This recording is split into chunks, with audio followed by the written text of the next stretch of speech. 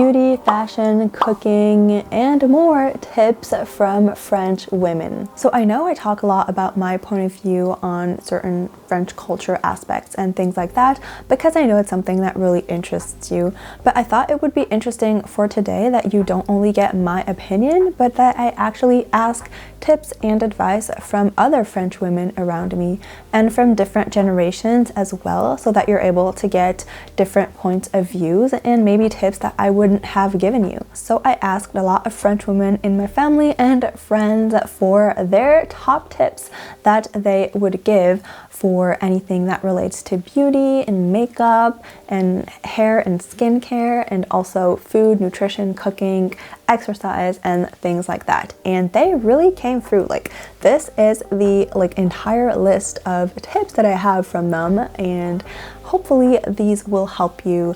I just want to make a little disclaimer that these are not tips that are only from me, so I don't necessarily agree or do all of these things. This is just to give you another point of view and to give you insight on what French women do in general. Obviously as well, these tips aren't just used by French women. I'm sure tons of people all over the world do these things. It's just the tips that came to mind when I asked my French friends and family members what their best tips were. So now, with all of that out of the way, let's get started. So the first part of this video will be beauty and fashion tips, and the second part will be everything that has to do with food, nutrition, cooking, exercise, things like that. So here are some of the tips for the beauty and fashion category. I'm going to try to not look down too much so that this is a little bit more pleasant for you to watch, but know that I have all the tips on my phone right here. So the first tip is to focus on looking good for yourself, for your own confidence, and to really apply all of these tips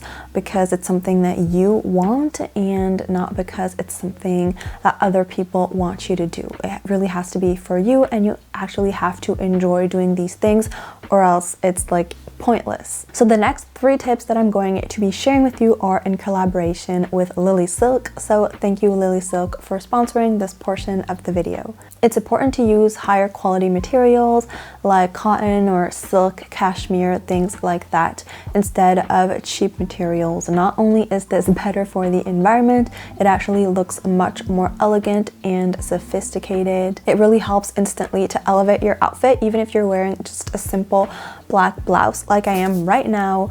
This one is from Lily Silk. It's made from 100% mulberry silk. At Lily Silk, you can find all kinds of high quality silk products like blouses and also pajamas, bedding sets, a ton of different accessories like eye masks and hair accessories and things like that. All of Lily Silk products are made from 100% mulberry silk, which has many benefits that I'm going to be discussing in just a few seconds. Also, Lily Silk is environmentally conscious. Their silk is made from mulberry trees, and that actually takes up less water to grow than cotton. There's also this zero waste policy where all of the silk kind of remains are used into or turned into silk scrunchies, silk eye masks, and things like that. It's also much better for the environment to produce items from natural fibers like the ones at Lily Silk rather than from synthetic fibers. Of course, buying quality products, quality clothes is more expensive, but French women would rather buy less items of clothing and have them be higher quality because for them, they really don't want to look cheap or anything like that. They really want to look elegant, sophisticated, well put together, and having high quality material clothing items is really the way to do that. And if you invest in fewer quality pieces, it turns out to be cheaper than buying a bunch of fast fashion clothing items that you end up wearing once and then throwing away. Another tip is to not use heat on your hair, or at least try to really save it for special occasions. And there are other ways to get pretty hairstyles without using heat. My favorite way is by using Lily Silk's heatless hair curler. So here I am kind of showing you how I put that into my hair and then the results that it gives. Ideally, you would put this onto your damp hair. If it's too wet, then it won't dry evenly, but if you put it on damp hair and then either sleep on it or wear it for around 4 to 6 hours, then you will get beautiful heatless curls. And compared to other heatless curlers, this one won't create any damage or frizz even if you wear it at night and like move around, because it's made from silk, so there won't be that friction. And also the scrunchies you get to hold your hair in place are made from silk, and they won't leave any dents or marks in your hair. And also you can reuse them as like regular scrunchies, which I totally do, and I love them. Lately I'm in hazy, and I've been praying someone will come and save me. The birds are flying south, I'm frozen in my doubt, got nowhere to go from here, so I'll stick around. Just for a moment I can put this down, baby, just for a moment drown these voices out. It's also important to sleep on a silk pillowcase. This is such an easy way to get certain benefits. Silk is really beneficial for your hair because it reduces frizz and breakage, and also it helps your hair and your skin retain moisture. It's anti-aging because it helps prevent wrinkles while you sleep, and it's also a natural temperature regulator. It's also really good for allergies because it's a natural mold, dust, and mite repellent. So if you want to invest in higher quality silk items, I really recommend starting out with Lily Silk because they're very, very affordable and there are a ton of different choices, and you'll definitely find something that you like. So I'll be leaving a discount code for you in the description, and make sure to check them out. So there's no need to have 20 different products or like a 10-step skincare routine. It's better to have a simple routine with quality products that you trust and that are specific to your skin. Focus on having healthy, glowing skin and really put effort into that rather than putting effort in wearing a ton of foundation every single day. Make sure that you always hydrate your skin and always protect it with sunscreen. And also don't forget to put sunscreen on your hands. Be really mindful of the ingredients that are in your skin and hair products. Try to really take a look at the ingredients, the composition. Try to make sure that the products are mostly clean, like the ingredients are mostly clean, and that you don't just end up buying the first thing that you see, or that you just buy it because like it smells good and has a good packaging. Learn the colors that really suit you, that really suit your skin tone and your hair, your eyes, and make sure that your wardrobe is made up essentially of these colors. Shop secondhand. Not only is this good for the planet, it's also good because you're able to buy higher quality items for cheaper rather than just relying on fast fashion. Have high quality jewelry that you can just wear all the time, even when you shower or like when you sleep, so that you always have some nice minimal jewelry on. It's better to pay attention to small things, small details in order to look really put together and sophisticated, instead of focusing on like having extravagant clothing and like perfect hair and makeup and things like that. For example, clean and polished nails, hydrated and healthy skin, clean and well-kept hair, and minimal but still elegant clothes. If your hair is curly, never brush it while it's dry, and take the time to properly take care of it and invest in some good products for curly hair. Always leave the house smelling good. Perfume is super important, and don't forget to switch it up depending on the occasion or depending on the seasons as well. Like you can wear a lighter perfume for the daytime and then a stronger, more intense perfume for the nighttime and things like that. Go for a natural, no makeup look during the day, just like really minimal, a little bit of mascara, maybe a little bit of lip balm and some concealer if you really need it, and that's it. And you can save like the full face of makeup if you like for special occasions or for nights out. Always wear a lip balm. You don't want to have dry, chapped lips, and same thing for hands. Always wear hand cream, so always have that in your purse at all times. Always remove your makeup at the end of the day, even if you're super tired, and don't just use a face wipe. Actually remove it, and also always wash your face. Have fewer makeup products, but make sure that you actually use the ones that you have.